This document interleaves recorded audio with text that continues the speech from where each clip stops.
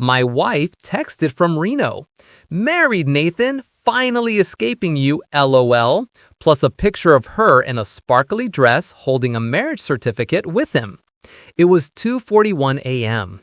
I stared at it for a few seconds, then typed back one word. Neat. Before she could reply, I removed her from all my accounts, froze her cards, and scheduled an emergency locksmith. By sunrise, every password was changed, every lock replaced, and her access to anything with my name on it was gone. At 9:17 a.m., police knocked on my door. Sir, your wife says you locked her out of her home. I handed them the Reno wedding photo. My ex-wife, I corrected. The younger cop bit his lip to keep from laughing, while the older one sighed hard enough to age 5 years. And that was just the beginning. I, 36M, was halfway through a bowl of cereal when my phone buzzed at 5:12 a.m. on a Thursday. I usually ignore early morning notifications, but the preview alone made me choke. Married! Finally free from you! Cheers, enjoy your boring life, Kyle. Tess. Attached was a photo of my wife, Tess, 33F, in a sparkly silver dress, grinning like she just won a cruise raffle.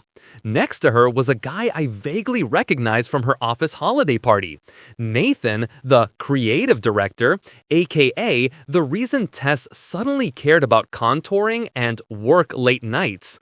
They were holding a marriage certificate. The timestamp showed 2:41 a.m., somewhere in Reno. I stared at it, blinked, checked the sender's number to make sure I wasn't hallucinating. Nope, my wife had drunkenly announced her own bigamy. I typed the first response that came to mind. Neat. And that was the end of my emotional processing. Because here's the thing, Tess always thought of herself as the master strategist of our relationship. She proudly said she was bad at math, but great at manipulation. She was only half right. She was bad at math. Which is why everything, the house, the car, the utilities, the Netflix, even the Costco membership, was in my name. Not out of planning. She just never filled out paperwork. By 5:30 a.m., I'd removed her from every account and changed every password we shared. By 6 o'clock, I'd called a locksmith who cheerfully informed me he could come right now, dude, I'm already awake. At 6:45, the locks were changed. At 7:30, Tess called me from a random number. I declined.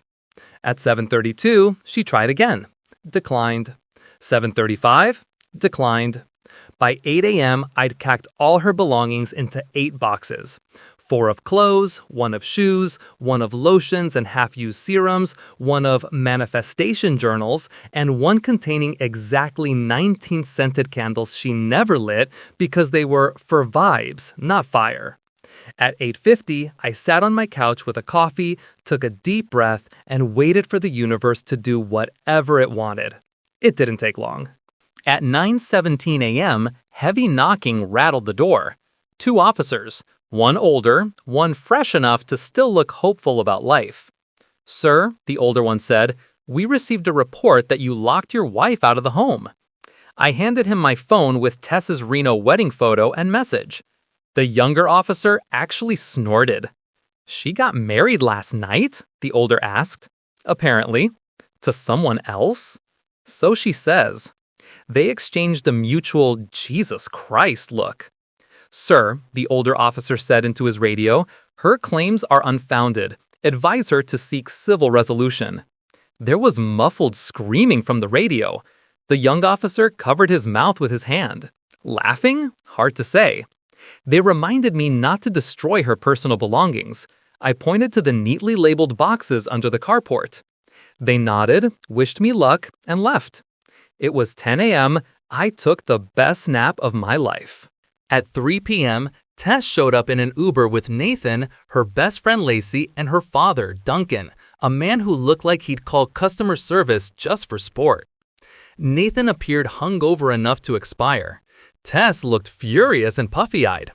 Lacey was live-streaming the whole thing for accountability. Duncan just pointed his finger at me like it was a weapon. You financially abused my daughter, he announced. She sent me a photo of her marrying someone else, I replied. Tess shoved her phone in my face. We were drunk, Kyle. It doesn't count. And you stole my money. Money from my accounts. Joint accounts, she snapped. Which were in my name. That's a technicality. No, I said. That's banking. Then she noticed the boxes. You boxed up my things? You don't live here anymore. Nathan perked up. Wait, he's serious? But your lease? We don't have a lease, Tess muttered. You said you owned. I said you didn't need to worry about details. Nathan stared at her the way someone might stare at a raccoon who just stole their wallet. Then, to my eternal delight, Tess marched to the garage, pulled out a credit card, and attempted to pay for a U-Haul from her phone. Declined. Every card. Nathan ended up paying. His sigh could have powered a small wind farm. The next morning, I woke up to 47 notifications. Tess had posted a 12-minute crying video accusing me of emotional manipulation, financial imprisonment, weaponizing logical thinking? What? She also claimed I had sabotaged her future by creating barriers to her happiness. Lacey reposted it. Duncan reposted it. Half our mutual acquaintances posted vague, believe victims messages. Annoying, but expected. What Tess didn't expect was that I still had access to her old tablet, the one she forgot about. Inside, hundreds of messages between her and Nathan. The highlights included, once Kyle pays off the credit card, I'm leaving him Friday. Nathan, I swear he doesn't suspect a thing. He's so gullible, it's almost boring. Manifesting a future where I never work again, LOL. He'll buy the house and then I'll get half when I dip. For someone who bragged about manipulation, she was shockingly terrible at it. With my lawyer's blessing, I posted screenshots of the messages. Nothing mean, just proof. Her narrative collapsed like wet cardboard. That's when the real chaos broke loose. 1.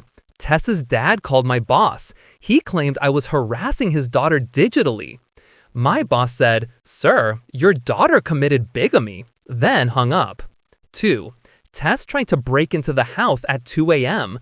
My new camera caught her trying to pry a window open with a metal water bottle. 3. She accused me of stealing her dog. She has no dog. 4. She showed up at my mom's house crying. My mom told her, "Sweetheart, you married someone else. That's not an oopsie, that's a choice." The hearing was today. Tess arrived in a sparkly white jumpsuit like she was trying to get married again. Nathan did not accompany her.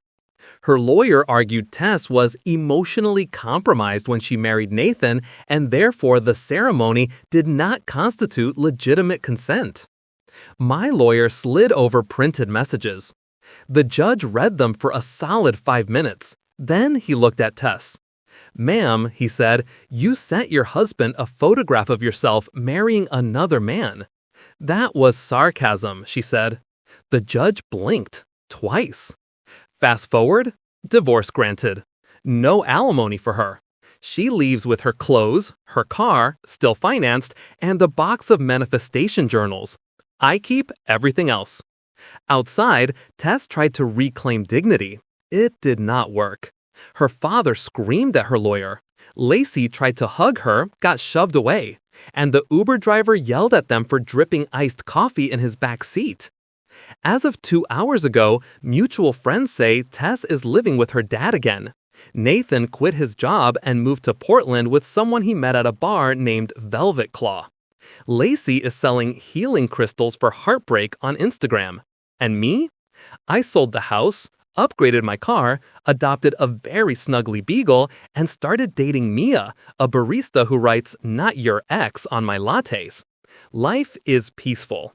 My therapist says I handled things surprisingly gracefully. But honestly, I just text back like I mean it. Neat.